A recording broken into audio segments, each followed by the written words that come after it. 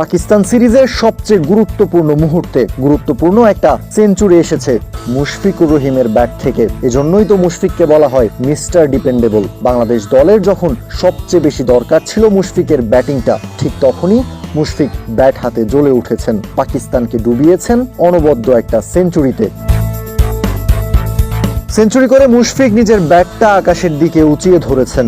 ধরবেন নাই বা কেন? বাংলাদেশের ক্রিকেট ইতিহাসে মিস্টার ডিপেন্ডেবল মুশফিকের চেয়ে বেশি সেঞ্চুরি নাই আর কারো। 13টা টেস্ট সেঞ্চুরি আছে মুশফিকেরই সতীর্থ মুমিনুল হকের। আজ সেই মুমিনুল হককে ছাড়িয়ে গেছেন মুশফিকুর রহিম। নিজের ক্যারিয়ারের একেবারে শেষ পর্যায়ে এসেও মুশফিক যেন এখন আরো পরিণত। মুশফিকের এই দাপুটে ব্যাটিংয়ে পাকিস্তানের বিপক্ষে এখন রান পাহাড় গড়ার স্বপ্ন দেখছে বাংলাদেশ। বাংলাদেশের লিডটা ইতোমধ্যেই 400-র কাছাকাছি পৌঁছে গেছে। লিটন দাসের দাপুটে 50-র পর সিলেট টেস্টে মুশফিকুর রহিমের ব্যাটেও 50-র দেখা। দ্বিতীয় ইনিংসে 300-র কাছাকাছি লিডও পেয়ে গেছে বাংলাদেশ। এমন একটা সময় লিটন বড় শট খেলতে গিয়ে ক্যাচ তুলে দিয়েছেন সাউথ শাকিলের হাতে। হাসান আলীর বলে আউট হয়ে লিটন ফিরে গেছেন 69 রান করে।